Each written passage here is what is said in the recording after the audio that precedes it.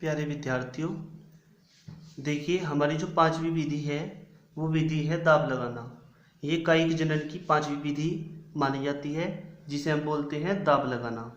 ठीक, इसे इंग्लिश में बोलते हैं लेयरिंग, LAYERING। तो लेयरिंग कैसे की जाती है, जैसे कि चित्र में दिखाया गया है। जिन पौधों की शाखाएं भूमि से टकराती है, टच होती है, उन शाखाओं में क्या किया जाता है, विशेषता उनकी भी है क्योंकि उनमें बीजों से पौधे उत्पन्न नहीं हो पाते। तो ऐसी विधि में क्या किया जाता है, जो शाखाएं भूमि से टच रहती हैं, उन शाखाओं के जो हिस्से भूमि में ज़्यादा नीचे तक रहते हैं, यहाँ पर ये भूमि है, भूमि को खोद करके उस शाखा के निचले हिस्से को छील करके किसी चाकू की सहायता से या ब्लेड की सहायता से छील करके हार्मोन्स लगा करके मिट्टी में, गीली मिट्टी में इसको दबा देते हैं। केवल बाहर पत्ती वाले सिरे ही रहने चाहिए। तो इसमें क्या होता है, कुछ दिनों पश्चात अपस्थानिक जड़ें निकल आती हैं। अपस्थानिक जड़ें इसलिए बोलते हैं क्योंकि ये जड़ें बाद में निकलती हैं। तो ये बात समझने योग्य है। चित्र आप देख ही रहे हैं। इसमें क्या होता है, कुछ दिनों बाद जब जड़ें निकल आती हैं तो इन शाखाओं को मात्र पौधे से अलग कर लिया जाता है और इसको मिट्टी में से निकाल करके कहीं भी किसी दूसरे स्थान पर लगाया जा सकता है। तो इस विधि को हम पढ़ते हैं। देखिए, इस विधि के अंतर्गत ऐसे पौधे का चयन करते हैं जिसकी शाखाएं भूमि के समीप हो अथवा भूमि, बड़ा कर देते हैं, अब देखिए, अथवा भूमि को छूती हो। इस क्रिया में भूमि के तने पर जड़ें उगाई जाती हैं। ऐसे पौधों का चयन करते हैं जिनमें कलम लगाना सफल नहीं होता, मतलब इनकी कटिंग करके इनको लगाना सफल नहीं होता। ये पौधे से जुड़े हुए ही जड़ों में वृद्धि करते हैं।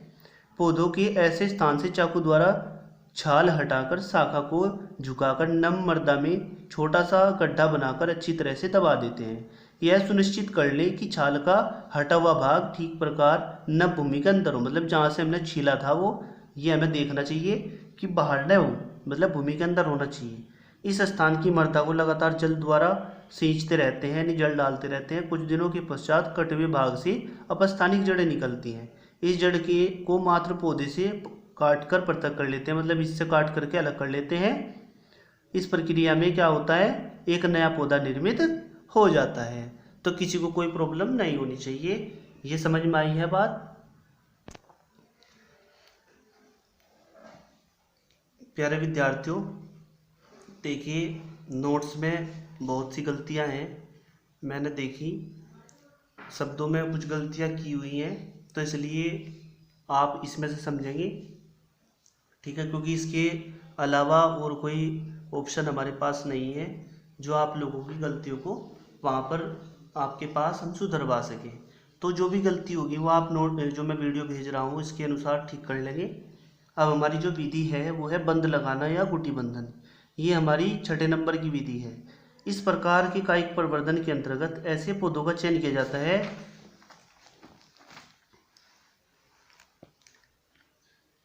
जो क्या होते हैं, काफ़ी ऊंचे होते हैं और उनकी शाखाएं भी ऊंचाई पर स्थित होती हैं। इस विधि में एक समस्त शाखा को चाकू से काटकर छाल, मतलब उसकी छाल को क्या कर देते हैं, अलग कर लेते हैं। क्योंकि ये पेड़ होते हैं बड़े बड़े पेड़ का ही इस्तेमाल किया जाता है। इसमें बड़े पेड़ की किसी शाखा को, बड़ी जो उसकी टहनी होती है, उसी से बड़ा पौधा प्राप्त किया जाता है इस विधि में। ठीक है, इसमें क्या करते हैं, शाखा को चाकू की सहायता, चाकू से काटकर छाल को क्या करते हैं, पृथक कर लेते हैं। कटे हुए भाग यानी छाल रहित, जिस पे छाल नहीं है, छिलक नहीं है, पर गीली मिट्टी का लेप लगाकर चारों ओर से कपड़ा लगाकर बांध देते हैं। इसके ऊपर वाली शाखा पर हम क्या करते हैं, एक घड़ा लटकाते हैं। घड़े में नीचे एक छेद करते हैं। इस घड़े के छेद में एक रस्सी डाल करके उसको मतलब उसमें कीरा लगा करके छोड़ देते हैं और इस जो कटा हुआ भाग था निचली शाखा का, इस पर क्या करते हैं, लपेट देते हैं, ताकि इसमें जो पानी है वो बूंद बूंद करके इस रस्सी की सहायता से इस कटे हुए भाग पर बार बार आता रहे। इसमें बार बार जब भी ये खत्म हो जाता है इसमें पानी डालते रहते हैं। यानी हमारे कहने का मतलब यहाँ क्या है कि इस कटे हुए भाग पर लंबे समय तक नमी रहना आवश्यक है। तो क्या करते हैं, कटे हुए भाग पर गीली मिट्टी का लेप लगाकर चारों ओर से कपड़ा लगाकर बांध देते हैं। इसे गुटी कहते हैं। इस बंधे हुए भाग को क्या कहते हैं, गुटी।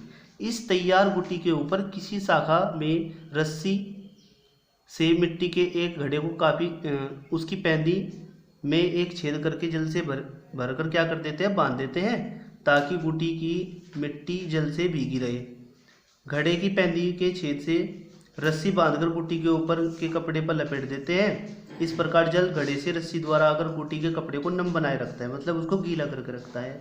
घड़े के जल को पुनः भरते रहना चाहिए ताकि जल की आपूर्ति बनी रहे। कुछ समय पश्चात हम देखते हैं कि वहाँ से पस्थानिक जड़ें निकल आती हैं।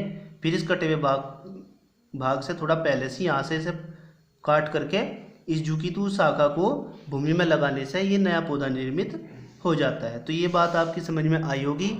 ठीक है, तो सभी विद्यार्थी क्या करेंगे, इसे आराम से समझेंगे। कोई प्रॉब्लम होगी तो बताना, पूरी मेहनत के साथ में इसे समझना है। मुझे उम्मीद है समझ में आई होगी। अब आगे नई वीडियो के साथ आपको मिलेंगे, तब तक के लिए धन्यवाद।